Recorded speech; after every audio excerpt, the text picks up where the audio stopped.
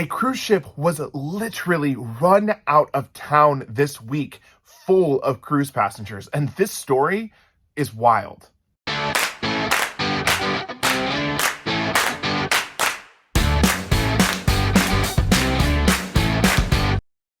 Hey everyone, what's up? My name is Jordan and this is JJ Cruise. If you are new to the channel, this is your end-all stop for cruise content on YouTube. I want to thank everyone that's recently subscribed to the channel. We have been growing and we are so grateful.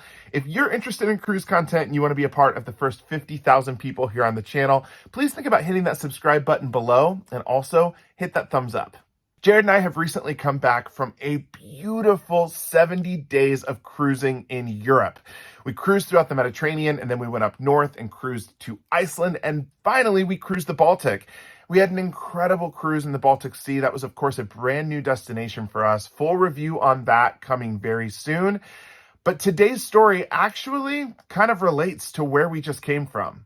Like I said, we spent a wonderful 12 nights on a Baltic and Scandinavia cruise, visiting some incredible destinations. We went to Norway, Sweden, Finland, Denmark, and Estonia.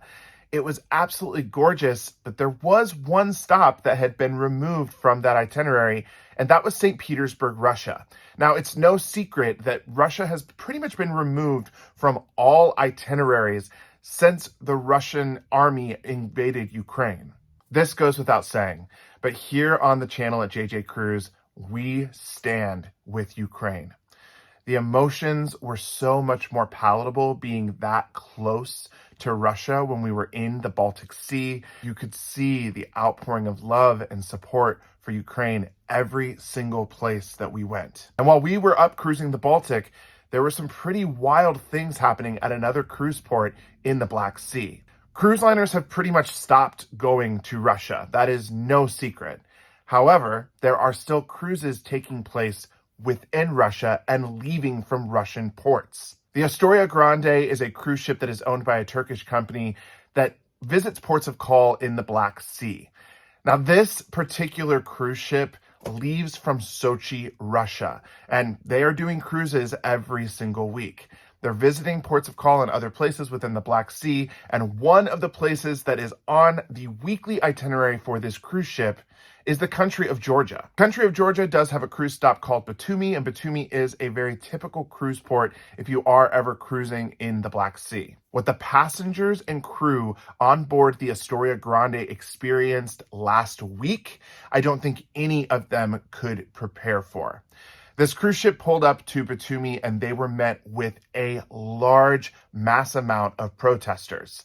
They did let people get off the ship, and as guests and crew left the ship, they got eggs and water thrown on them as they were walking into the town. This actually got so bad that 23 protesters ended up getting arrested, and the cruise ship was mandated to leave town early. The first thing that goes through my mind is there's always an all aboard time when you are getting back on a ship to leave. So the fact that this cruise ship left early makes me wonder how many people were actually left in Georgia and didn't make it back to the ship on time. The president of Georgia has actually come out and praised the protesters, telling them that he is so proud of what they did and that Russian cruise ships should not be allowed into the country of Georgia.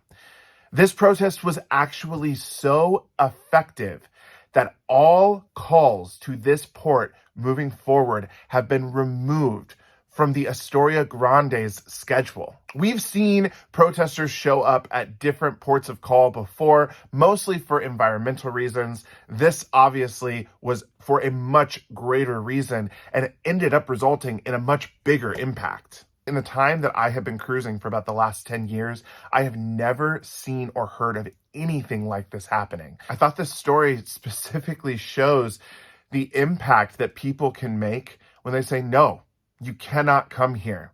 If you're not going to come from a country that promotes peace, then we will not have peace here at our cruise port.